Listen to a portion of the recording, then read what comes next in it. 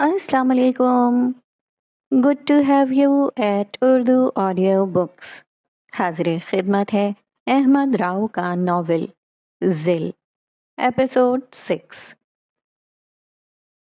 टांगे सामने मेज पर सजाए डेमन अपनी कुर्सी पर बैठा था। इंतजार की इंतहा हो गई थी। अब तक वो आई क्यों नहीं? झट से कमरे का दरवाजा खुला और सामने खड़े शख्स को देखकर उसे हैरत हुई। जियान ने 2 टुकड़ों में बटी लाश लाकर उसके सामने मेज पर रखी। वो बारिश में भीगा हुआ था।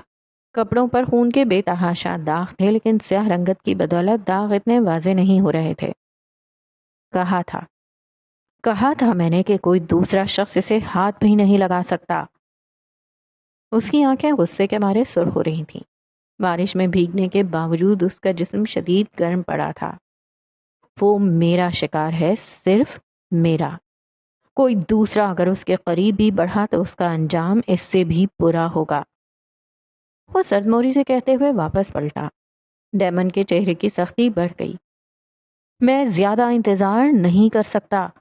15 दिन, सिर्फ और सिर्फ 15 दिन है तुम्हारे पास। अगर तुम उस लड़की को मेरे सामने पेश ना कर पाए तो मैं खुद उसे यहाँ ले आऊंगा। फिर देखते हैं कौन किसको मारता है। वो 2 टोक अंदाज में गुस्से से भड़कते हुए बोला।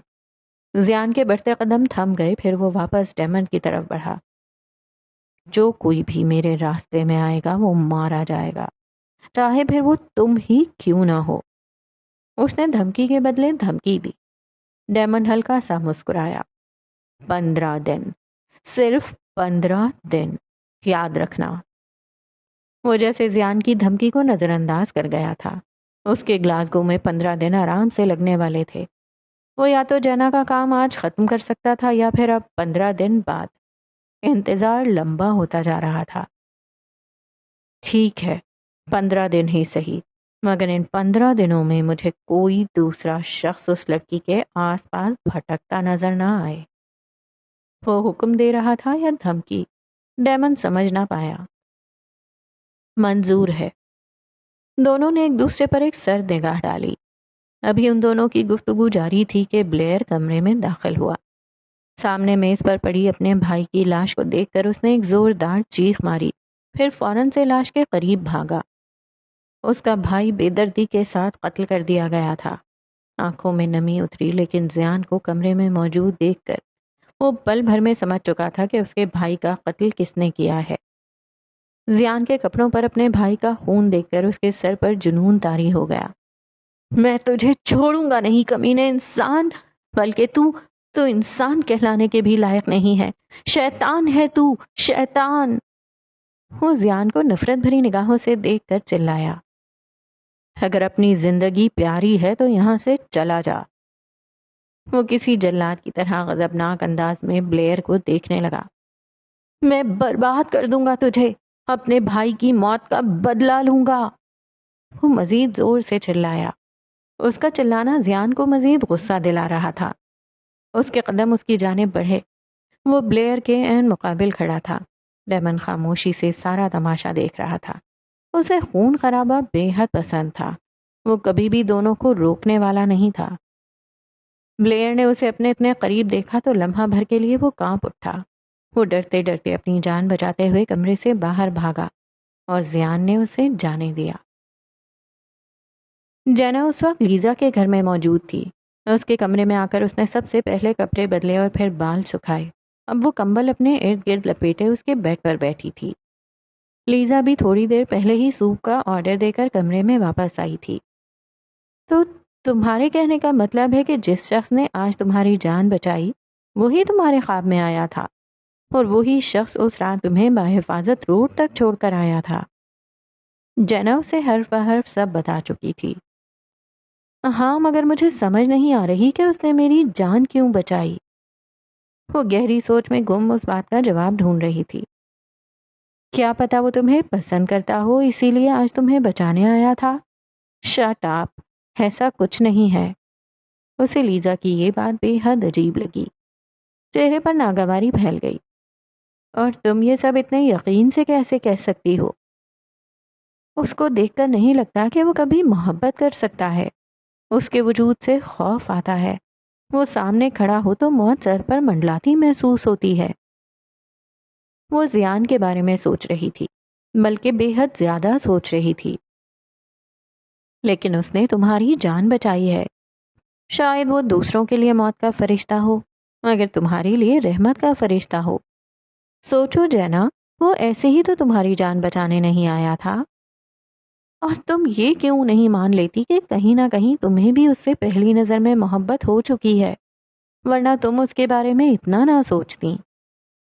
لیزا نے مشکل سے اپنی مسکراہٹ دباتے ہوئے کہا۔ وہ بس اسے چڑھا رہی تھی۔ لوگوں کو ہوتی ہوگی پہلی نظر میں محبت، مجھے پہلی نظر میں نفرت ہوتی ہے۔ اور اب تم اپنی بکواس بند کرو گی؟ رہی بات اس شخص کے بارے میں سوچنے کی، تو مجھے لگتا ہے وہ ڈیمن کو اس کے انجام تک پہنچانے میں میرے کام آ سکتا ہے۔ جس مہارت کے ساتھ اس نے میرے سامنے قتل کیا، وہ اس کام میں کافی ماہر ہے۔ کیا پتا مجھے اس کی ضرورت پڑ جائے۔ آنکھیں گہری ہو گئیں، چہرے پر مسکراہٹ پھیل گئی۔ اسے ہمیشہ سے زیان کی ضرورت تھی۔ تم ڈیمن کو قتل کرنے کا سوچ رہی ہو؟ اس نے حیرت سے جینا کی طرف دیکھا۔ وہ واقعی پاگل ہو گئی ہے۔ جینا نے کوئی جواب نہ دیا۔ تم پاگل ہو جینا؟ تم کب چھوڑو گی اس سب کا پیچھا؟ ڈیمن سے بدلہ لینے کا خیال تمہیں پاگل کر رہا ہے۔ آج تم اسے قتل کرنے کا سوچ رہی ہو، کل کر بھی ڈالو گی۔ یہ پاگل پن ہے، تم صرف خود کو برباد کر رہی ہو۔ ابھی بھی وقت ہے جینا، یہ پاگل پن چھوڑ دو۔ اس نے فکر مندی کے عالم میں جینا کو سمجھانے کی کوشش کی۔ اب بہت دیر ہو چکی ہے، میں اپنے اس پاگل پن کا انجام جانتی ہوں، اور یہ جانتے ہوئے ہی میں نے یہ راستہ اختیار کیا تھا۔ میں ڈیمن کو نہیں بخشوں گی، چاہے کچھ بھی ہو جائے۔ پلیز جینا، میری بات کو سمجھو۔ میں تمہاری دشمن نہیں ہوں، تمہاری دوست ہوں۔ میں بس تمہارا اچھا چاہتی ہوں۔ کتنا تکلیف دہ ہوتا ہے اپنے دوست کو اپنے سامنے برباد ہوتا دیکھنا، اور ان کے لیے کچھ بھی نہ کر پانا۔ ڈیمن مجھے مروانے کی کوشش کرے گا، وقت بہت کم ہے۔ اس سے پہلے کہ وہ مجھے مارے، مجھے کچھ کرنا ہوگا۔ میں صرف اتنا جانتی ہوں کہ میں تمہیں نہیں کھو سکتی۔ تم میری بیسٹ فرینڈ ہو یار، آئی لو یو۔ اس نے جھٹ سے اپنا سر جینا کے کندھے پر رکھا، پھر اپنے بازو جینا کے گرد لپیٹے۔ جینا کی آنکھوں میں ہلکی سی نمی دوڑی۔ لیزا اس سے لپٹی بیٹھی تھی۔ اس نے اپنے جذبات قابو میں رکھنے کی کوشش کی، مگر وہ نہ رکھ پائی۔ اس نے بھی لیزا کو گلے سے لگا لیا۔ آنکھیں رونا چاہتی تھیں، لیکن وہ اپنے آنسو قابو کیے بیٹھی رہی۔ آخر وہ بھی انسان تھی، جذبات وہ بھی رکھتی تھی، لیکن جنگ جذبات کے ساتھ نہیں لڑی جاتی، اسی لیے اپنے جذبات کو چھپا کر رکھنا ضروری تھا۔ صبح ہوتے ہی بارش تھم گئی۔ موسم تھوڑا کھل چکا تھا۔ آسمان پر چھائی سیاہ گھٹائیں صبح کے اجالے میں غائب ہو گئی تھیں۔ وہ لیزا کے گھر سے باہر نکل رہی تھی۔ لیزا کو کسی شوٹ کے لیے جانا تھا، اسی لیے وہ جینا کو ڈراپ نہیں کر سکتی تھی۔ وہ گھر کے سامنے کھڑی سیاہ گاڑی میں آ کر بیٹھی۔ پک کرنے کے لیے شکریہ۔ اس کے بیٹھتے ہی اذلان نے گاڑی کو آگے بڑھایا۔ کل جب تمہاری کال آئی، اس وقت میں نیچے بیسمنٹ میں تھی۔ پھر رات کو ہونے والے حملے کے بعد مجھے خیال ہی نہیں رہا تمہیں کال کرنے کا۔ ہاں، وہ مجھے یزین سے متعلق بات کرنی تھی۔ وہ تھوڑا الجھا ہوا لگ رہا تھا۔ کل کا ٹرپ کیسا رہا؟ یزین تو ٹھیک ہے نا؟ پتہ نہیں، میں کل سے یزین کو لے کر کافی پریشان ہوں۔ کل وہ اچانک ہی رائل مائل سے غائب ہو گیا تھا۔ میں کافی دیر اسے وہاں ڈھونڈتا رہا، مگر وہ مجھے نہیں ملا۔ میں اپنا موبائل گاڑی میں ہی بھول گیا تھا، اسی لیے میں واپس وکٹوریا اسٹریٹ گیا۔ گاڑی سے فون نکالنے کے بعد میں نے یزین کو بہت کالز کی، مگر اس نے ایک کال بھی نہیں اٹھائی۔ پھر میں نے تمہیں کالز کی، لیکن تم نے بھی کوئی جواب نہیں دیا۔ وہ سانس لینے کے لیے رکا۔ مجھے یزین کی حد سے زیادہ فکر ہونے لگی تھی۔ میں اسے ڈھونڈتے ڈھونڈتے لائبریری تک گیا، مگر وہ وہاں بھی نہیں تھا۔ پھر میں اس کے گھر گیا۔ گھر کے باہر پہنچ کر میں نے یزین کو وائس میسج کیا کہ میں اس کے گھر کے باہر ہوں، اور اس نے آگے سے پتا ہے کیا میسج کیا؟ اس نے جانا کی طرف دیکھا، جو کہ بڑی غور سے اس کی بات سن رہی تھی۔ اس نے نفی میں سر ہلایا۔ اس نے کہا کہ میرے گھر سے چلے جاؤ، مجھے تم سے نہیں ملنا۔ جینا، میں نہیں جانتا، مگر اس کا وہ میسج بہت عجیب تھا۔ ٹھیک ہے، میں مانتا ہوں کہ وہ مجھے بہت پسند نہیں کرتا اور نہ ہے اسے مجھ سے دوستی میں کوئی دلچسپی ہے، لیکن یزین کبھی بھی اتنا منہ پھٹ نہیں ہو سکتا کہ وہ میرے منہ پر مجھے ملنے سے انکار کر دے۔ کچھ تو عجیب ہے اس میں۔ وہ یزین کا برتاؤ سمجھ نہیں پا رہا تھا۔ آئی آئی ایم سوری، اس کی طرف سے میں معافی مانگتی ہوں۔ میں جانتی ہوں کہ اسے دوست بنانا نہیں پسند، نہ ہی گھومنا پھرنا پسند ہے۔ وہ لوگوں سے حد سے زیادہ دور رہتا ہے، پھر بھی میں نے تمہاری دوستی اس سے کروانے کا سوچا، کیونکہ مجھے لگتا تھا کہ تم جیسا زندگی جینے والا انسان یزین کے ساتھ ہوگا تو شاید وہ بھی آہستہ آہستہ زندگی کی طرف آ جائے گا۔ میں کوشش کرتی ہوں کہ وہ نارمل لوگوں کی طرح جینے لگے۔ سچ کہوں تو مجھے اپنے مسکرانے نہ مسکرانے سے فرق نہیں پڑتا، لیکن اس کے مسکرانے سے فرق پڑتا ہے۔ وہ یزین کو لے کر کافی پریشان رہتی تھی۔ وہ کیسے اسے اس کے حال پر چھوڑ دیتی؟ ہم دونوں نے زندگی میں بہت غم دیکھے ہیں۔ ہم دونوں گھائل آہو ہیں۔ ہم بسمل ہیں۔ بس فرق اتنا ہے کہ ان غموں نے مجھے سرد بنایا، گھائل آہو سے مضبوط تر بنایا، بسمل سے زخم گر بنایا، ہر چیز سے لڑنا سکھایا۔ وہ لمحے بھر کو چپ ہوئی، مگر یزین کے معاملے میں سب مختلف ہوا۔ وہ خود سے ہی خوف کھانے لگا، دنیا سے دور رہنے لگا۔ وہ ڈپریشن میں چلا گیا، اسے پینک اٹیک آنے لگے، سوشل انزائٹی حد سے بڑھ گئی۔ پھر اپنے ڈر سے لڑنے کے بجائے ڈر کے ساتھ جیتا رہا۔ وہ میری طرح سرد نہیں بنا، وہ معصوم ہی رہا۔ دنیا میں ایسے کتنے ہی لوگ ہوتے ہیں جو اتنا کچھ سہنے کے باوجود بھی اپنے اندر کی برائی کو خود پر حاوی نہیں ہونے دیتے، اسی لیے وہ دنیا کی تمام خوشیوں کا حقدار ہے۔ وہ دل سے یزین کا درد محسوس کر سکتی تھی، اسی لیے وہ یزین کی اتنی پرواہ کرتی تھی۔ میں ایک سروائیور ہوں، مگر یزین وہ ایک وکٹم ہے۔ وہ آخری بات کہتے ہوئے منہ موڑ کر گاڑی کے شیشے سے باہر دیکھنے لگی۔ مجھے نہیں لگتا کہ یزین کو صرف معمولی سا ڈپریشن، پینک اٹیک اور سوشل انزائٹی ہے۔ جس طرح وہ کبھی کبھی برتاؤ کرتا ہے جیسے وہ اپنے ہی سائے سے ڈر جاتا ہے، مجھے لگتا ہے اسے کوئی نفسیاتی مسئلہ ہے۔ ہمیں کسی اچھے سائیکیٹرسٹ سے رابطہ کرنا چاہیے۔ اس نے تحمل سے اپنی بات مکمل کی۔ اس کی بات پر جینا خاموش ہی رہی۔ اذلان کو لگا شاید جینا کو اس کی بات بری لگی ہے۔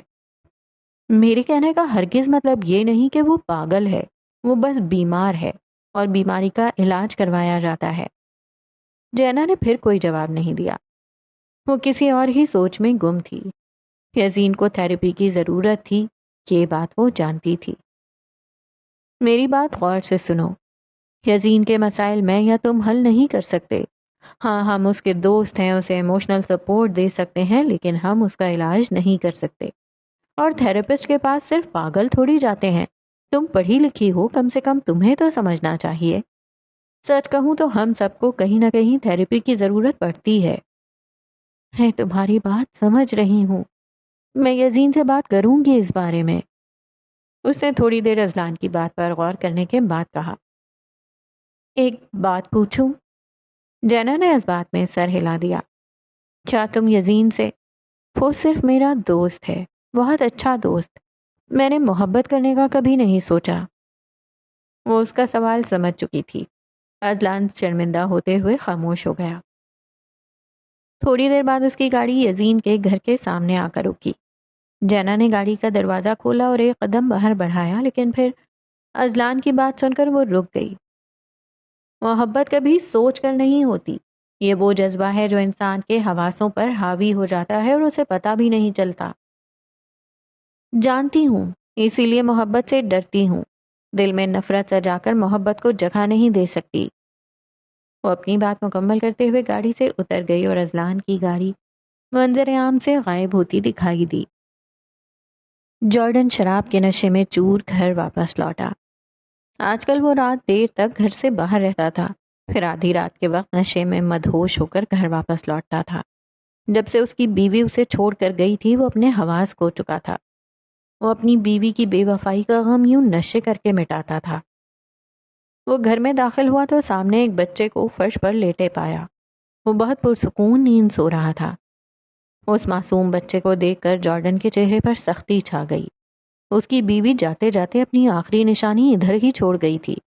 وہ جب جب اسے دیکھتا اسے اپنی بیوی یاد آتی تھی اور ساتھ میں اس کی بے وفائی بھی۔ اس نے ایک زوردار لات بچے کے پیٹ میں ماری۔ وہ جو بے خبر سو رہا تھا دور جا کر دیوار سے ٹکرایا۔ ایک دم اس کی آنکھ کھلی۔ اپنے سوتیلے باپ کو سامنے دیکھ کر اس کی سانسیں پھولنے لگیں۔ آنکھوں میں خوف کی لہر دوڑی۔ دل اتنی زور سے دھڑکنے لگا کہ جیسے ابھی اچھل کر باہر آ جائے گا۔ خود تو اپنے عاشق کے ساتھ بھاگ گئی اور اپنی گندگی میرے پاس چھوڑ گئی۔ وہ نفرت اور حقارت بھری نگاہوں سے یزین کی طرف دیکھ رہا تھا۔ یزین دیوار کے ساتھ ڈرا سہما بیٹھا تھا۔ اسے دیکھتے ہی جارڈن کو اپنی محبت اور اس کی بے وفائی پھر سے یاد آئی اور وہ اپنے آپے سے باہر ہونے لگا۔ یزین کو جارڈن کے قدم اپنی طرف بڑھتے دکھائی دیے۔ وہ اپنی جان بچانے کے لیے بھاگنا چاہتا تھا، لیکن اگلے ہی لمحے ایک زوردار تھپڑ اس کے سر پر پڑا۔ پھر دوسرا، تیسرا، چوتھا۔ وہ ایک کے بعد ایک تھپڑ کھاتا گیا۔ اس کی چیخیں پورے گھر میں گونجنے لگیں۔ جارڈن کا گھر ویران جنگل کے قریب تھا۔ آس پڑوس میں کوئی نہیں رہتا تھا، اس لیے یزین کی چیخو پکار کا کوئی فائدہ نہ ہوا۔ گھٹیا عورت کی گھٹیا اولاد، بچ! وہ ایک سے ایک گندی گالی اس کی ماں کے لیے نکالتا اور ساتھ ہی ساتھ تھپڑ یزین کے گال پر مارتا۔ یزین کے گال تھپڑ کھانے کی وجہ سے شدید سرخ ہو گئے تھے۔ اس کو ہونٹوں سے خون رس رہا تھا۔ آنکھیں رو رو کر تھک گئی تھیں۔ ماما، ماما! وہ رو رہا تھا، چیخ رہا تھا، تڑپ رہا تھا، مگر نہ تو کوئی اس کی مدد کو آیا اور نہ ہی جارڈن کو اس پر رحم۔ چند لمحوں میں ہی یزین کے پورے جسم پر جارڈن کے تھپڑوں کے نشان چھپ چکے تھے۔ وہ اپنے کمرے میں فرش پر بیٹھا خود کو شیشے میں گھور رہا تھا۔ اس نے ایک تھپڑ اپنے منہ پر رسید کیا اور پھر گال پر چھپے تھپڑ کے نشان کو دیکھ کر وہ بے ترتیب سانس لینے لگا۔ آنکھوں میں خوف کی لہر دوڑی، جسم تھر تھر کانپنے لگا۔ اس نے اپنے دوسرے گال پر تھپڑ مارا۔ اس نے کھل کر سانس لینے کی کوشش کی مگر جیسے سانس آنا بند ہو گئی تھی۔ سسکیوں کی آواز پورے کمرے میں گونجنے لگی۔ اس نے پھر سے ایک تھپڑ اپنے منہ پر رسید کیا۔ آنکھوں میں آنسو جھلکے ایک دم وہ ہچکیوں کے ساتھ رونے لگا۔ اس نے ایک تھپڑ مزید خود کے گال پر مارا۔ اب کی بار اسے اپنا دم گھٹتا محسوس ہوا۔ وہ پاگلوں کی طرح کمرے میں بیٹھا اپنے آپ کو تھپڑ مار رہا تھا۔ وہ پہلے ایک گال پر تھپڑ مارتا، پھر بنا رکے دوسرے گال پر۔ جنا یزین کے گھر میں داخل ہوئی۔ ٹی وی لاؤنج خالی پڑا تھا۔ لونا صوفے پر لیٹی سو رہی تھی۔ کچن بھی مکمل ویران تھا۔ یزین اب تک سو کر نہیں اٹھا۔ ایسا تو کبھی نہیں ہوتا۔ ماما، ماما! اسے اوپر کی جانب سے یزین کے چلانے کی آواز آئی۔ اسے اپنا دل ڈوبتا محسوس ہوا۔ وہ بنا کوئی لمحہ ضائع کیے یزین کے کمرے کی طرف بھاگی۔ اوپر والے پورشن میں پہنچ کر اس نے یزین کے کمرے کا دروازہ کھولا اور سامنے یزین کو اس حالت میں دیکھ کر جینا کے چہرے پر گہری پریشانی چھا گئی۔ وہ جلدی سے یزین کے پاس آئی۔ یزین کے گال شدید سرخ پڑ چکے تھے۔ ہونٹ اور ناک سے خون رس رہا تھا، لیکن وہ ایک لمحے کو بھی نہیں رکا۔ وہ خود کو خود تھپڑ مارتا اور پھر خود ہی رونے لگتا۔ یزین، یزین بس کرو! وہ یزین کے قریب جا کر بیٹھی، پھر یزین کے ہاتھ پکڑنے کی کوشش کی، لیکن وہ اپنے آپے سے باہر ہو رہا تھا۔ ماما، مجھے ماما کے پاس جانا ہے۔ وہ بچوں کی طرح روتے ہوئے اس سے فریاد کرنے لگا۔ جینا نے اس کے ہاتھ اپنے ہاتھوں میں تھامے۔ وہ اسے خود کو تھپڑ مارنے سے روک رہی تھی۔ اس نے بے حد آرام کے ساتھ اس کی پشت پر ہاتھ پھیرا۔ جینا کے سامنے اس نے کوئی احتجاج نہ کی۔ وہ خود کو مارنا بند کر چکا تھا۔ ہاتھ ڈھیلے چھوڑ دیے تھے۔ وہ اس کے ساتھ محفوظ تھا۔ ماما، ماما کدھر ہے جینا؟ اب جینا اسے پرسکون کرنے کے لیے اس کے بالوں میں نرمی سے ہاتھ پھیر رہی تھی، پھر اس کا سر اپنی گود میں رکھا۔ وہ اب تک ہچکیوں کے ساتھ رو رہا تھا۔ جینا، مجھے ماما کے پاس جانا ہے۔ وہ بچوں کی طرح ضد کر رہا تھا۔ جینا کچھ نہ کہہ پائی۔ وہ اس سے کیا کہتی؟ یہی کہ اس کی ماں اسے بچپن میں ہی چھوڑ کر چلی گئی تھی۔ یزین اس کی گود میں سر رکھے آنسو بہا رہا تھا۔ وہ بار بار اپنی ماں کو پکارتا، لیکن ہر بار کی طرح اس کی پکار سننے والا کوئی نہیں تھا۔ جینا، پلیز ماما کو ڈھونڈو، پلیز۔ اس نے اپنا سر جینا کی گود سے اٹھا، پھر جینا کی جانب دیکھتے ہوئے منت بھرے لہجے میں کہا۔ جینا نے بس اس بات میں سر ہلا دیا، پھر بنا کچھ بولے اسے اپنے گلے سے لگا لیا۔ میں تمہارے ساتھ ہوں۔ اس نے یزین کی پشت تھپتھپائی۔ یزین تو بہت بہادر ہے، وہ تو نہیں روتا ایسے، ہے نا؟ وہ اسے بچوں کی طرح بہلا رہی تھی۔ یزین روتے روتے خاموش ہو گیا، مگر اس کی چلتی ناہموار سانسیں جینا محسوس کر سکتی تھی۔ یزین کے پاس تو اس کی دوست ہے، بھلا میں تمہیں ایسے رونے دوں گی؟ میں تو تمہارے لیے سب کر سکتی ہوں، میں تمہارے ساتھ ہوں، پھر تمہیں کسی اور کی کیا ضرورت؟ وہ بے حد پیار اور نرمی کے ساتھ بول رہی تھی۔ مگر ماما، وہ مجھے کیوں چھوڑ گئیں؟ مجھے مجھے ان سے ملنا ہے۔ وہ جلد واپس آئیں گی، لیکن پہلے تمہیں رونا بند کرنا ہوگا۔ وہ خود بھی نہیں جانتی تھی کہ یہ جھوٹ وہ کتنی بار یزین سے بول چکی تھی۔ کیا سچ میں اسے یقین تھا کہ ایک دن وہ اپنی ماں سے ملے گا، اور جینا کی یہ باتیں اسے مزید امید دلاتی تھیں۔ میں تم سے کبھی جھوٹ نہیں بولتی یزین، تم جانتے ہو نا؟ اس نے یزین کے گال سے آنسو پوچھے، پھر اس کے ہونٹوں سے رستے خون کو اپنی انگلیوں سے صاف کیا۔ تمہیں مجھ پر یقین ہے نا؟ یزین نے جھٹ سے اس بات میں سر ہلایا۔ تو چلو اٹھو اور منہ دھو کر آؤ، پھر ہم مل کر ناشتہ کریں گے۔ وہ اپنی جگہ سے اٹھ کھڑی ہوئی، ہاتھ آگے بڑھا کر یزین کو اٹھانے کی کوشش کی۔ یزین اس کا ہاتھ تھامتے ہوئے اٹھ کھڑا ہوا۔ Good boy. اس نے یزین کو شاباشی دی تو وہ ہلکا سا مسکرایا۔ پھر وہ واش روم کی طرف بڑھا اور جینا وہاں بیٹھ کر یزین کے بارے میں سوچنے لگی۔ اذلان صحیح کہہ رہا تھا، یزین کی حالت دن بدن مزید خراب ہو رہی تھی، مگر وہ یزین کو کچھ نہیں ہونے دے گی۔ وہ اپنی زندگی کے آخری لمحات تک اس کے ساتھ کھڑی رہے گی۔ کیفے پر صبح کے وقت اکثر ہی زیادہ رش ہوتا تھا۔ ہر کوئی جلدی جلدی اپنا ناشتہ پورا کرنے میں مصروف تھا۔ وہ کیفے کے اندر داخل ہوا، ہر ایک انسان سے ہائے ہیلو کرنے کے بعد کاؤنٹر کے پاس آ کر رکا۔ 2 کپ کافی پلیز۔ وہ اپنی آواز کو روبدار بناتے ہوئے منہ چڑھا چڑھا کر بول رہا تھا۔ کاؤنٹر پر کھڑی لڑکی نے ایک نظر اسے گھورا اور اس شخص کو دیکھتے ہی وہ تلملا اٹھی۔ ارے غصہ کیوں کر رہی ہو؟ میں خود بنا لیتا ہوں کافی، تم پیو گی؟ لائلا کی ایک نظر ڈالتے ہی اس کی ساری ہوائیاں اڑ گئی تھیں۔ نکلو یہاں سے، میرا دماغ نہ خراب کرنا آج۔ اس نے اذلان کو جانے کا اشارہ کیا۔ آج تمہیں زیادہ ہی غصہ نہیں چڑھا ہوا؟ کیا ہوا ہے؟ یہ سڑے ہوئے بینگن جیسی شکل کیوں بنائی ہوئی ہے؟ وہ اسے مزید چڑھانے لگا۔ اگلے ہی لمحے ایک تھپڑ اس کی کمر پر پڑا۔ تم سے تو بہت بہتر ہے میری شکل، ہائے بڑے چھچوندر کہیں کے، کاش قد کی جگہ عقل بڑھ جاتی۔ وہ غصے میں دبا دبا چلائی۔ اذلان اب تک اپنی کمر پکڑے کھڑا تھا۔ کم سے کم میرا قد تو لمبا ہے۔ اس نے اپنے سر پر ہاتھ لگاتے ہوئے ہاتھ لائلا کے سر کے اوپر سے گزارا۔ وہ اس کے ہاتھ سے کافی نیچے تھی۔ لائلا نے غصے میں زوردار مکہ اس کی کمر میں رسید کیا۔ آئندہ مجھے مارنے سے پہلے، وہ لائلا کو انگلی دکھاتے ہوئے غصے میں بولا۔ کیا آئندہ؟ ہاں ہاں بولو۔ وہ کمر پر ہاتھ باندھے اذلان کی جانب بڑھی۔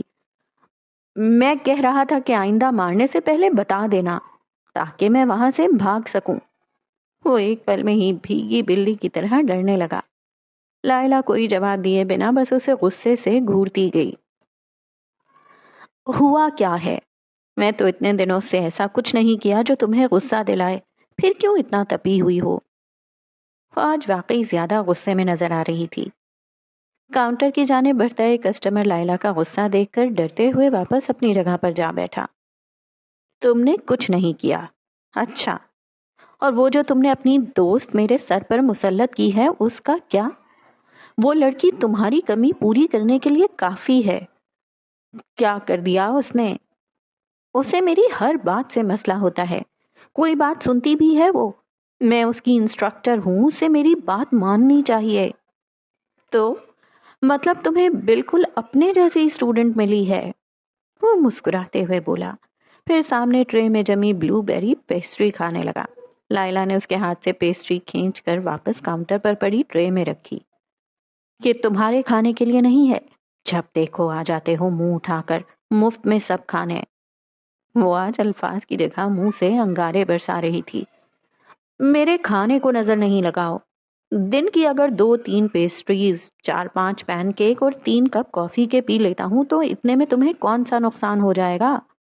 اس نے ہاتھ کی مٹھی بند کرتے ہوئے شہادت کی انگلی لائلہ کو دکھائی۔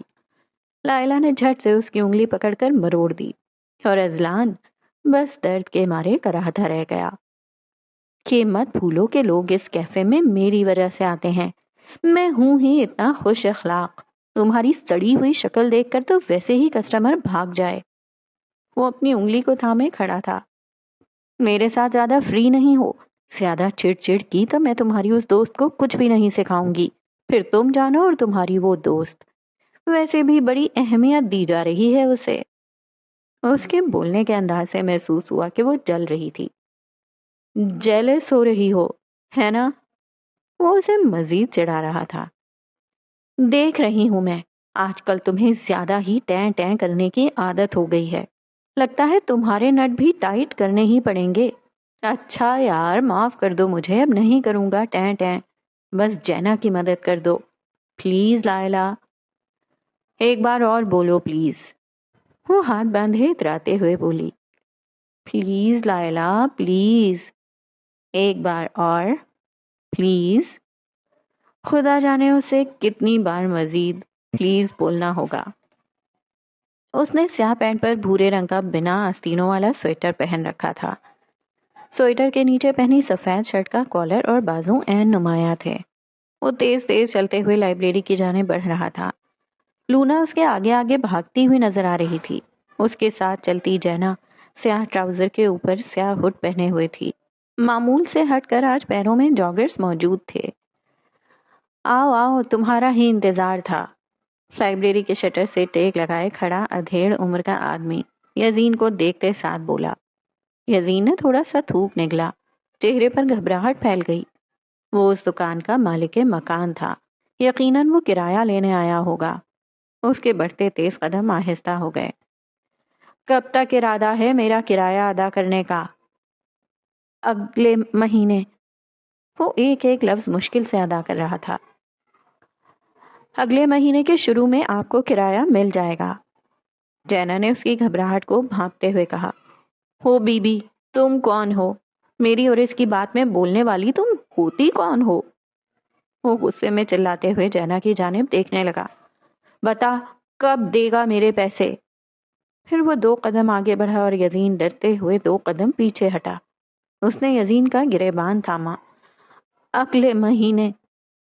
وہ خود کی ناہموار ہوتی سانسوں کو تھامنے کی کوشش کر رہا تھا۔ پچھلے ماہ بھی تو نے یہی بولا تھا۔ اس نے مزید زور سے یزین کا گریبان تھاما۔ ارد گرد لوگوں کا رش جمع ہونا شروع ہو گیا تھا۔ اسے چھوڑو فوراً، میں نے کہا اس کا گریبان چھوڑو۔ جینا اپنی پوری قوت کے ساتھ چلائی۔ اے لڑکی، تو جو کوئی بھی ہے ہمارے معاملے سے دور ہی رہ۔ میں نے کہا اس کا گریبان چھوڑو۔ وہ یزین کے قریب آئی، پھر اس کا گریبان چھڑوانے لگی۔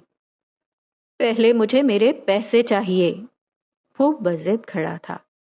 جینا مسلسل جوئی کے ہاتھ یزین کے گریبان سے ہٹانے کی کوشش کر رہی تھی۔ ہٹو ادھر سے۔ اس نے جینا کو دور دھکا دیا۔ وہ خود کو سنبھالتی ہوئی گھٹنوں کے بل زمین پر گری۔ چہرہ غصے کے مارے سرخ پڑ گیا۔ اس نے سر اٹھا کر سر نگاہ جوئی پر ڈالی۔ نکال میرے پیسے ابھی اور اسی وقت۔ اس نے ایک مکہ یزین کے پیٹ میں مارا۔ جینا کو نیچے گرا دیکھ کر یزین کے جسم میں غصے کی ایک لہر دوڑی۔ اس نے اپنی پوری قوت لگاتے ہوئے جوئی کو دھکا دیا۔ اس کی ہمت بھی کیسے ہوئی جینا کو ہاتھ لگانے کی۔ پھر وہ جینا کو زمین سے اٹھانے کے لیے آگے بڑھا۔ جینا نے مڑ کر دیکھا۔ جوئی خود کو سنبھالتے ہوئے اپنی جگہ سے اٹھ کھڑا ہوا اور یزین کی جانب تیز تیز قدم بڑھائے۔ یزین کے اٹھانے سے پہلے ہی غصے میں سرخ ہوتے چہرے کے ساتھ وہ زمین سے اٹھ کھڑی ہوئی۔ پھر وہ دوبارہ جوئی کے قریب جا کھڑی ہوئی۔ بیگ سے اپنا وکالت کا لائسنس نکال کر اس نے جوئی کے سامنے کیا۔ رینٹ اسکاٹ لینڈ ایکٹ 1984 کی دفعہ نمبر 22 کے تحت یہ سب ہراساں کے زمرے میں آتا ہے، جس کی سزا بھاری جرمانہ یا 2 سال تک کی قید ہے، اور اگر میں چاہوں تو دونوں بھی ہو سکتی ہیں۔ وہ قدرے پرسکون کھڑی سپاٹ لہجے میں اپنی بات مکمل کر رہی تھی۔ جوئی کا اٹھتا ہاتھ تھم گیا۔ اے لڑکی، اور ہاں، کرمنل جسٹس ایکٹ 2010 کی دفعہ نمبر 38 کے تحت کسی انسان کو عوامی مقام پر دھمکانے، ان کے ساتھ بدتمیزی کے ساتھ پیش آنے پر بھاری جرمانہ یا 12 ماہ کی قید تک ہو سکتی ہے۔ اور میں پھر سے یاد دلاتی چلوں کہ اگر میں چاہوں تو تمہیں دونوں سزائیں بھی ہو سکتی ہیں۔ وہ اس کی آنکھوں میں آنکھیں ڈالے مزے سے ہاتھ باندھے کہہ رہی تھی، دیکھیں آپ، ایک دم ہی اس کی بات کرنے کی ٹون بدل چکی تھی۔ سیکشل آفینسز اسکواٹ ایکٹ 2009 کے تحت مجھے میری اجازت کے بغیر ہاتھ لگانے، دھکا دینے اور میرے ساتھ غلیظ الفاظ استعمال کرنے کے لیے 5 سال تک کی بھی قید ہو سکتی ہے۔ اس لیے تمہاری بھلائی اسی میں ہے کہ یہاں سے چلے جاؤ، ورنہ تم پر اتنے کیس کروں گی کہ ساری زندگی بھی ان کو حل نہیں کر پاؤ گے۔ جوئی نے تلملاتے ہوئے یزین کی جانب دیکھا۔ وہ پہلے کی نسبت تھوڑا پر اعتماد کھڑا تھا۔ جاتے ہو یا ابھی کیس کروں تم پر؟ وہ گررائی۔ کل شام تک مجھے پیسے مل جانے چاہیے ورنہ میری دکان خالی کرو۔ وہ آخری دھمکی دیتے ہوئے واپس چل دیا۔ بس ہو گیا تماشا ختم، اب آپ سب بھی جائیں۔ وہ لوگوں کے لگے رش کی جانب دیکھتے ہوئے بولی۔ یزین نے ایک نظر اٹھا کر جینا کو دیکھا۔ جب تک وہ اس کے ساتھ تھی اسے کسی کی بھی فکر کرنے کی ضرورت نہیں تھی۔ ازلان اپنے کام کے سلسلے میں کیفے سے بہت پہلے ہی نکل چکا تھا۔ یزین اپنی لائبریری کے کاؤنٹر پر موجود گہری سوچ میں گم تھا۔ 2 ماہ کا کرایہ ایک ساتھ کہاں سے لائے گا؟ اس کی آمدنی کا واحد ذریعہ یہ لائبریری تھی، مگر جب سے آن لائن کتابیں پڑھنے کا رواج شروع ہوا تھا، لوگوں کا رجحان لائبریری کی جانب کم ہو گیا تھا۔ یہاں آنے والے 90% لوگ بس انسٹاگرام سٹوریز، ریلز اور تصویروں کے سلسلے میں آتے تھے۔ بہت کم لوگ تھے جو یہاں ایک پرسکون ماحول کی تلاش میں آتے تھے تاکہ وہ اپنی پسندیدہ کتاب کا لطف اٹھا سکیں۔ دوسری جانب جینا لائلہ کے ساتھ بیسمنٹ میں موجود تھی۔ کونے میں لٹکا بوسیدہ باکسنگ بیگ آہستہ آہستہ جھول رہا تھا۔ ہاتھوں میں باکسنگ گلوز پہن رکھے تھے اور بال ہلکے جوڑے میں باندھ رکھے تھے۔ بایاں پاؤں تھوڑا آگے، دایاں پاؤں کندھے کے برابر اور ہاتھ اوپر ناک کے سامنے۔ لائلہ اس کی پوزیشن درست کروا رہی تھی۔ جینا نے پہلا مکہ باکسنگ بیگ پر مارا، پھر دوسرا اور پھر تیسرا۔ آہستہ آہستہ اس کی رفتار کم ہو گئی۔ جینا فوکس کرو، وہ جینا کو ڈھیلا پڑتے دیکھ کر بولی۔ جینا کی ٹریننگ اور لائلہ کے صبر کا امتحان جاری تھا۔ گھر کا دروازہ کھلا۔ وہ آہستہ آہستہ قدم اٹھاتا اندر داخل ہوا۔ گھر اندھیرے میں ڈوبا ہوا تھا۔ یزین نے ایک ایک کر کے تمام لائٹس آن کی۔ اسے اندھیرے سے کوفت ہوتی تھی۔ وہ اندھیروں سے ڈرتا تھا۔ کبھی کبھی ایسا کیوں ہوتا ہے کہ ہم خود سے ہی بیزار آ جاتے ہیں؟ ایسا محسوس ہوتا ہے کہ ہم کسی دوسرے کی زندگی میں تو کیا، اپنی زندگی میں بھی اہم کردار نہیں رہے ہیں۔ ہم تھک جاتے ہیں، دوسروں سے نہیں بلکہ خود سے لڑتے لڑتے۔ ہم اتنے کمزور پڑ جاتے ہیں کہ خود سے خود ہی ہار مان لیتے ہیں۔ ہم اپنی ذات میں موجود خامیوں کو بھولنا چاہیں بھی تو یہ دنیا بار بار ہمیں ہماری خامیاں اور کمیاں یاد دلاتی رہتی ہے۔ وہ ٹی وی لاؤنج میں موجود بڑے صوفے پر آ کر بیٹھ چکا تھا۔ گود میں رکھی ڈائری میں وہ اپنے دل کا حال لکھ رہا تھا۔ اینک اتارتے ہوئے اس نے اپنی نم ہوتی آنکھوں کو صاف کیا۔ لونا اس کے کندھے پر چڑھ رہی تھی۔ اس نے نرمی کے ساتھ لونا کو اپنے ہاتھ میں اٹھایا، اس کے سر پر ہاتھ پھیرا۔ پھر لونا کو میز پر رکھی گیند نظر آئی تو وہ فوراً اس کی جانب لپکی۔ میں ہوں کمزور، بزدل، ڈرپوک اور خود سے بیزار شخص، لیکن ایسا بننے میں میرا کیا قصور؟ اگر میں باقی مردوں کی طرح نڈر، بہادر اور پر اعتماد نہیں ہوں تو اس میں میری کیا غلطی ہے؟ بنا کسی قصور، بنا کسی صفائی کے ہر بار سزا مجھے کیوں سنائی جاتی ہے؟ کیا مجھے ایسا احساس دلوایا جاتا ہے کہ میں باقی لوگوں سے کم ہوں؟ اگر کوئی میرا گریبان پکڑے گا تو کیا میں اپنا دفاع تک نہیں کر پاؤں گا؟ کیوں ہوں میں ایسا؟ کیوں؟ وہ اپنے بال نوچ رہا تھا۔ یہ سوال بار بار اس کے دماغ میں جگمگا رہا تھا۔ میں جوئی کے پیسے کہاں سے لاؤں گا؟ कल अगर उसे किराया ना दिया तो वो फिर कोई तमाशा लगाएगा। मेरी परेशानियां कम होने के बजाय मजीद बढ़ क्यों जाती हैं? नफरत है मुझे इस जिंदगी से। उसने आज होने वाली एक एक बात डायरी में लिख डाली। सर झुकाए तन्हा बैठे वो रोता गया, बस रोता गया। और वो कर भी क्या सकता था? उसकी ये रात भी हर रात की तरह खुद से नफरत करते हुए बीतने वाली थी। थोड़ी देर यूं ही सोफे पर बैठे बैठे उसे नींद आने लगी। वो कब यहाँ बैठे बैठे सो गया उसे कुछ होश नहीं रही। तकरीबन आधी रात गुजर चुकी थी। उसके कदमों की चाप गहरे सन्नाटे में सुनाई देने लगी। लाउंज की तमाम लाइट्स बंद हो गई थीं। वो लाउंज में लगे छोटे सोफे पर आकर बैठा, फिर सामने बड़े सोफे की जानिब बगौर देखा। जियान ने मेज पर पड़ी डायरी को एक नजर देखा, फिर सफ़े पलटते हुए डायरी पढ़ने लगा। डायरी पढ़ते पढ़ते उसकी आंखें सुर्ख हो गईं, चेहरे पर सख्ती छा गई। वो अपनी जगह से उठ खड़ा हुआ। यजीन को कोई तकलीफ पहुंचाए और वो जियान के हाथों बच जाए, ऐसा मुमकिन नहीं था।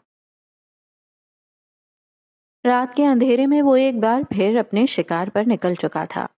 आसमान पर छाई स्याही में देखने वाले को यूं ही मालूम होता था कि कोई परछाई तेज तेज कदम उठाकर उसकी तरफ बढ़ रही है। जंगल के बीचों बीच वीरान सड़क पर चलती गाड़ी उसे अपने करीब आती दिखाई दे रही थी। वो सड़क के दरमियान में खड़ा हो गया। गाड़ी में बैठे शख्स ने हॉर्न मारा, लेकिन वो अपनी जगह से एक इंच भी ना हिला। गाड़ी की जलती हेडलाइट्स में उसका वजूद वाजे हुआ। ए लड़के, सामने से हट, पता नहीं कहां कहां से आ जाते हैं। जोई चेहरा गाड़ी के शीशे से बाहर निकालते हुए चिल्लाया। यूं मालूम पड़ता था कि सामने खड़ा शख्स अपनी जगह पर जम चुका है। तुझे सुनाई नहीं दे रहा? वो एक बार फिर चिल्लाया। थक हार कर जोई गाड़ी से बाहर निकला, फिर तेज तेज कदम बढ़ाते हुए सामने खड़ी मखलूक की जानिब बढ़ा। मरने का इरादा है तो किसी और गाड़ी के आगे आकर मर। चल अब हट यहां से। जोई ने जियान को धक्का दिया। मौत सामने खड़ी हो तो उसे दूर जाने का नहीं कहते, खुशी के साथ उसे कबूल करते हैं। वो वापस पलटा। जोई को पल भर के लिए धचका लगा। उसे यूं महसूस हुआ जैसे किसी ने उसके कानों में सूर फूंका है। कौन कौन हो तुम? तुम्हारी मौत। उसने अपना हाथ चौके से बाहर निकाला। हाथ में थामी हथौड़ी नुमाया हुई। जोई के होशो हवास उड़ गए। उसे अपने जिस्म का तमाम खून खुश्क होता महसूस हुआ। वो भागने के लिए वापस पलटा। जियान ने एक जोरदार लात उसकी कमर में मारी और वो लड़खड़ाते हुए जमीन पर जा गिरा। सर्द हवाओं के बावजूद जोई के ठंडे पसीने छूटने लगे। जियान का बढ़ता एक एक कदम उसे मौत के करीब लेकर जा रहा था। मुझे जाने दो प्लीज, मुझे जाने दो। वो हाथ जोड़े रोते हुए मिन्नत करने लगा। मैंने तुम्हारा क्या बिगाड़ा है? जिस्म पसीने में शराबोर हो चुका था। जियान ने हथौड़ी हवा में लहराई। जोई की सांसें साकिन हो गईं। वो भागना चाहता था मगर भाग ना पाया। चीख चीख कर उसका गला खुश्क हो गया था, लेकिन उसकी मदद को कोई ना आया। अभी वो जमीन से उठकर भागने का सोच ही रहा था कि हथौड़ी ऐन उसकी गर्दन पर आकर लगी। जोई की दर्दनाक चीख फिजा में बुलंद हुई। वो जमीन पर तड़प तड़प कर अपनी आखिरी सांसें ले रहा था। जमीन जो बारिश के पानी में हल्की हल्की भीगी हुई थी, जोई के खून से लथपथ हो गई। फिर वो अंधाधुंध उसकी गर्दन पर हथौड़ी मारता गया। देखते ही देखते जोई का सर उसकी गर्दन से अलग हो गया। सियान की गहरी होती मुस्कुराहट वो आखिरी चीज थी जो जोई ने मरने से पहले देखी थी, और वो देखकर उसकी आंखें शिद्दत ज़दा रह गई थीं।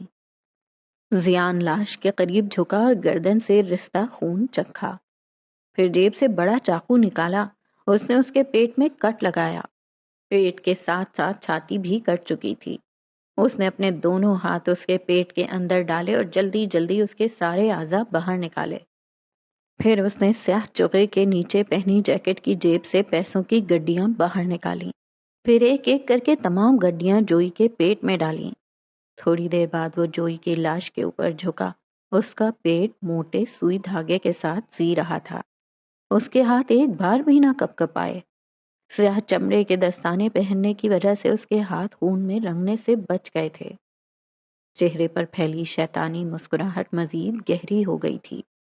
خون کو بہتے ہوئے دیکھ کر اس کی آنکھیں پرسکون ہو گئیں۔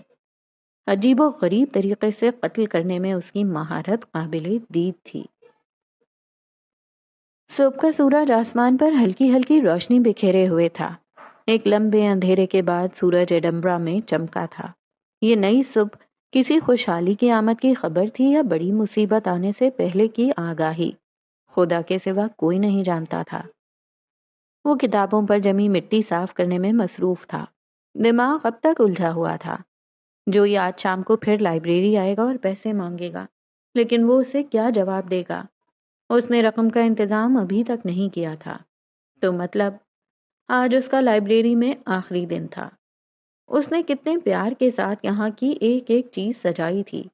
یہاں رکھی ایک ایک کتاب اپنے اندر کئی راز دفن کیے ہوئے تھی۔ وہ ان رازوں کا رکھوالا تھا۔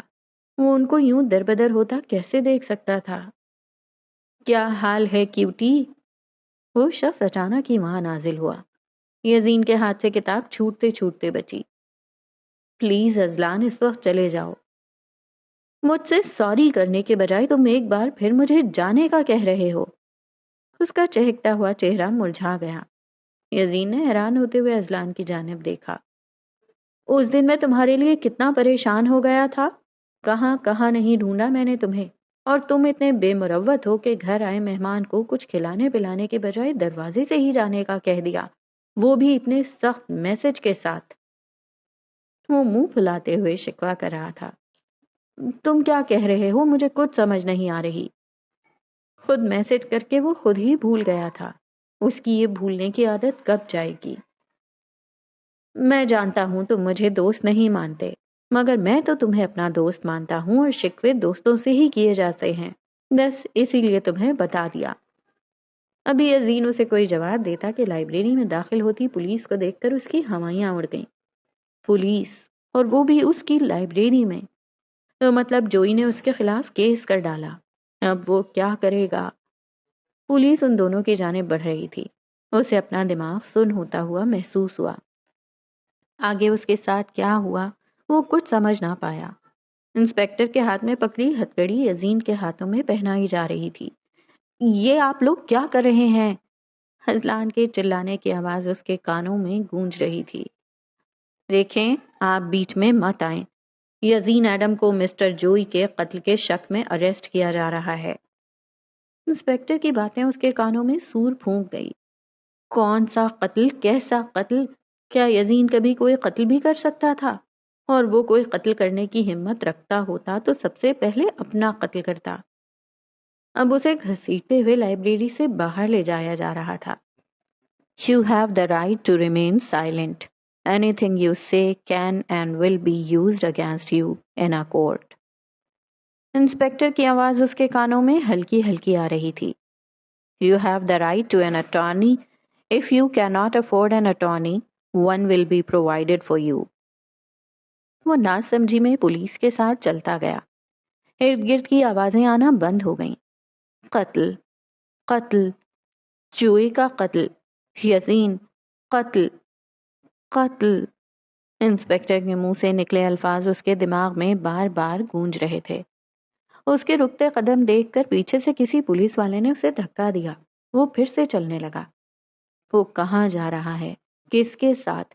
وہ اس سب کو سمجھنے سے قاصر تھا۔ اس نے مڑ کر دیکھا۔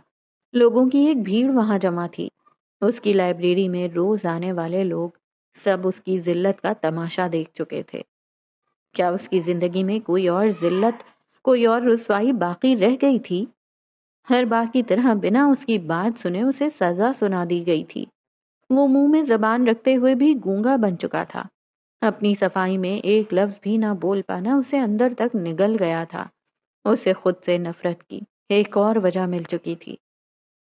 وہ پولیس کی گاڑی میں بیٹھا تھا۔ ہاتھوں میں لگی ہتکڑی، پولیس کی گاڑی کے شیشے کو پیٹتا ہوا ازلان، دور کھڑے لوگ، وہ سب کچھ دیکھ رہا تھا۔ آنکھوں سے آنسو جھلکے، بے بس چہرے پر تلخ مسکراہٹ سجائے، گردن جھکائے، وہ چپ چاپ بیٹھا رہا۔ یزین، تم پریشان نہیں ہونا، میں اور جینا تمہیں بچا لیں گے۔ حسلان چیخ چیخ کر اسے تسلی دے رہا تھا مگر اسے کچھ سنائی نہ دیا۔ پولیس کی گاڑی اپنی منزل کی جانب گامزن ہوئی۔ اذلان نے فوراً اپنی گاڑی پارکنگ سے باہر نکالی۔ پولیس کی گاڑی کا پیچھا کرتے ہوئے وہ بھی پولیس اسٹیشن جا رہا تھا۔ وہ اپنے دوست کو مشکل وقت میں تنہا نہیں چھوڑ سکتا تھا۔ جینا کل دیر رات تک لائلا کے ساتھ پریکٹس کرتی رہی تھی۔ رات کو حملے کا خطرہ زیادہ تھا، اس لیے وہ کیفے کی بیسمنٹ میں ہی سو گئی تھی۔ لائلا ایک تنہا لڑکی جسے اپنا دفاع کرنا بھی صحیح سے نہیں آتا تھا، اسے یوں چھوڑ کر جانے پر آمادہ نہیں تھی، تو طے یہ ہوا تھا کہ وہ دونوں ہی بیسمنٹ میں سو جائیں گی۔ صبح اٹھتے ساتھ وہ دونوں اوپر کیفے میں آئیں۔ لائلا نے کیفے کا شٹر اٹھایا۔ اس کی ورکر بھی وقت پر کیفے آ چکی تھی۔ ان دونوں نے مل کر صاف صفائی کی۔ یکایک لوگ اندر آنے لگے۔ وہ کچھ لوگوں کے ان کے آرڈر دینے کے بعد کاؤنٹر اپنی ورکر کے حوالے کر کے جینا کے ساتھ آ کر بیٹھی۔ پھر آرام سے اپنا ناشتہ کرنے لگی۔ تم کیک اچھا بناتی ہو، جینا نے کیک کھاتے ساتھ ہی تعریف کی۔ جانتی ہوں۔ اپنی تعریف سن کر شکریہ ادا کیا جاتا ہے، شاید اسے معلوم نہیں تھا۔ ویسے ایک بات ہے، مجھے تم سے لاکھ اختلاف سہی مگر ان چند دن کے عرصے میں جتنا تم نے مجھے امپریس کیا ہے آج تک کوئی نہیں کر پایا۔ وہ کہے بغیر رہ نہ پائی۔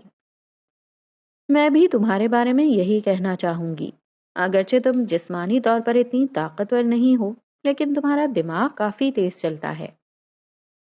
ہاں، سورج واقعی مشرق سے نکلا تھا۔ وہ دونوں اور ایک دوسرے کی تعریف۔ مجھے جب اذلان نے تمہاری کہانی بتائی تو میں اسے انکار ہی نہ کر پائی۔ مجھے تمہارے جیسے لوگ پسند ہیں جو وکٹم گیم کھیلنے کے بجائے سروائیور بن کر اپنا بدلہ لیتے ہیں۔ میں ہمیشہ سے ایسے لوگوں کا ساتھ دیتی آئی ہوں جو اپنے حق کے لیے لڑتے ہیں، کیونکہ اپنے حق سے دستبردار کمزور لوگ ہوتے ہیں۔ وہ اس کی جانب نہیں دیکھ رہی تھی۔ جذباتی باتیں کہنا اسے ہمیشہ ہی مشکل لگتا تھا۔ میں تمہاری مدد کروں گی اور تمہاری حفاظت بھی، تب تک جب تک تمہیں میری ضرورت ہے۔ تم بہت اچھی ہو لائلا، بس قسمت بری ہے۔ ماضی کی کئی یادیں جھلکیں۔ ہم اپنی قسمت خود لکھتے ہیں۔ یہ کہانی تمہاری ہے، تم اس کی مصنفہ ہو۔ چاہو تو ایک پلاٹ ٹویسٹ کے ساتھ اسے بدل ڈالو یا پھر قسمت کو قصوروار ٹھہراتی رہو۔ اس کی بات سن کر لائلا خاموش ہو گئی۔ ابھی جانا کچھ اور بولتی کہ اس کا فون بجنے لگا۔ اذلان کالنگ کا پیغام فون پر جگمگا رہا تھا۔ ہاں اذلان، بولو۔ اور آگے سے جو سب اذلان نے جنا کو بتایا اسے سن کر اس کا چہرہ سفید پڑ گیا۔ وہ بنا کچھ بتائے، بنا کچھ سنے کیفے سے باہر بھاگی۔ یزین کو اس کی ضرورت تھی۔ ایک وہی تھی جو یزین کو بچا سکتی تھی۔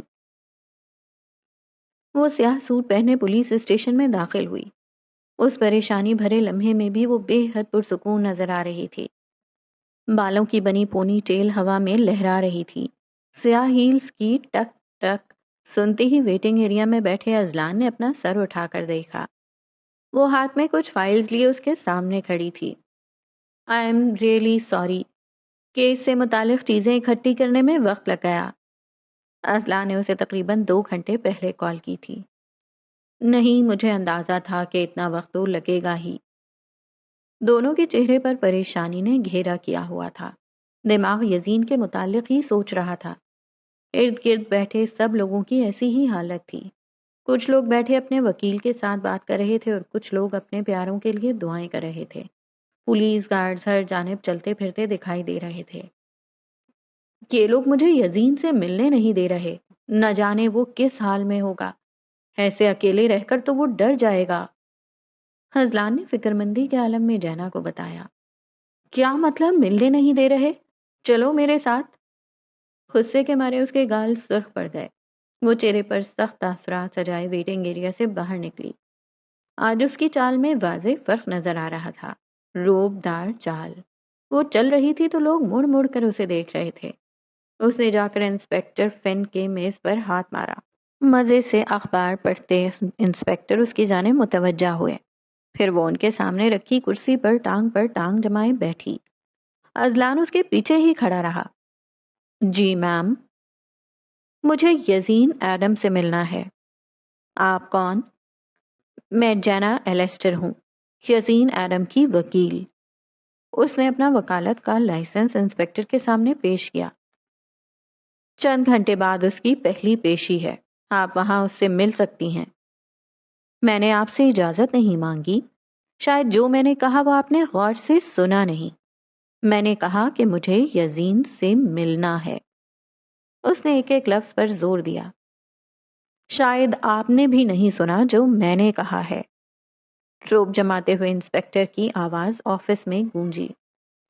کرمنل پروسیجر ایکٹ 1995 کے سیکشن نمبر 15 کے تحت مجھے یہ حق حاصل ہے کہ میں اپنے موکل سے بنا پولیس کی اجازت کے مل سکتی ہوں۔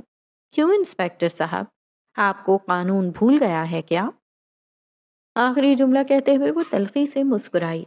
انسپکٹر فن نے اپنے دانت بھینچے، پھر اس نے تھوڑی دیر خاموش رہنے کے بعد دور کھڑے حوالدار کو اپنے پاس بلایا۔ وکیل صاحبہ کو ان کے موکل یزین ایڈم سے ملواؤ۔ وہ کرسی سے اٹھ کھڑی ہوئی۔ تم میرا باہر انتظار کرو۔ ازلان ازبات میں سر ہلاتے ہوئے باہر نکل گیا۔ چھوٹے سے کمرے کے درمیان میں میز رکھی ہوئی تھی اور آمنے سامنے 2 کرسیاں سجائی ہوئی تھیں۔ وہ ایک کرسی پر بیٹھی کیس سے متعلق کاغذات پر غور فرما رہی تھی۔ ابھی تک کیس اس کے ہاتھ میں ہی تھا۔ یزین کے خلاف ایک ثبوت بھی موجود نہیں تھا۔ پولیس صرف شک کی بنیاد پر یزین کو گرفتار کر لائی تھی۔ اس نے سکھ کا سانس لیا۔ اگلے ہی لمحے 2 پولیس والے یزین کو لے کر کمرے میں داخل ہوئے، پھر اسے کمرے میں چھوڑ کر وہ دونوں باہر چلے گئے۔ دروازہ باہر سے بند کر لیا گیا تھا۔ جینا کو دیکھتے ہی یزین اپنے ہوش و حواس میں واپس آیا، پھر جلدی سے جینا کے پاس آ کر بیٹھا۔ جینا نے اس کا ہاتھ مضبوطی کے ساتھ تھام لیا۔ وہ آ گئی تھی تو اسے تسلی تھی۔ اس نے کافی دیر بعد کھل کر سانس لیا۔ رونے کی وجہ سے سرخ ہوتی آنکھیں ہنس دیں۔ تمہیں ڈرنے کی کوئی ضرورت نہیں ہے، میں آ گئی ہوں، میں تمہیں اپنے ساتھ لے کر ہی جاؤں گی۔ اس نے اپنا دوسرا ہاتھ نرمی کے ساتھ اس کے گال پر رکھا۔ یزین کا دل اتنی تیزی سے دھڑک رہا تھا کہ کمرے میں موجود ہر شے اس کی دھڑکن سن سکتی تھی۔ مجھ پر بھروسہ ہے نا؟ اس نے پر امید ہوتے ہوئے پوچھا۔ تم پر ہے، خود پر نہیں۔ وہ اپنی ذات سے نا امید سا تھا۔ تمہیں اداس ہونے کی ضرورت نہیں ہے، میں تمہارے ساتھ ہوں اور ساری زندگی رہوں گی۔ میں جانتی ہوں تم قتل نہیں کر سکتے۔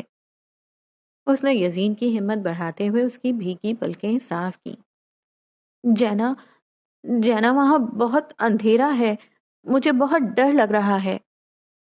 بس کچھ گھنٹوں کی بات ہے، ہمت کرو یزین، پلیز میرے لیے تمہیں ہمت سے کام لینا ہوگا۔ اس نے یزین کے آنسو پوچھے تو وہ رونا بند ہو گیا۔ جینا کی بات وہ کبھی نہیں ٹالتا تھا۔ ایڈمبرا کے قانون کے مطابق ایسے موقع پر پہلی پیشی ضروری تھی۔ وہ فوراً یزین کی ضمانت نہیں کروا سکتی تھی۔ گرفتاری کے بعد 12 گھنٹے کے اندر اندر اسے کورٹ کے سامنے پیش کیا جائے گا۔ کورٹ میں تم بالکل خاموش رہو گے، میں سب سنبھال لوں گی۔ تمہیں بس ہمت دکھانی ہے اور کسی کے سامنے رونا نہیں ہے، ورنہ وہ تمہیں کمزور سمجھیں گے۔ مگر یزین تو کمزور نہیں ہے، ہے نا؟ اس نے نرم اور پیار بھرے ہاتھ اس کے بالوں میں پھیرے۔ آئی بات سمجھ میں؟ یزین نے ہلکی سی مسکراہٹ کے ساتھ اس بات میں سر ہلا دیا۔ وہ ہمت دکھائے گا، اپنے لیے نہیں، جینا کے لیے۔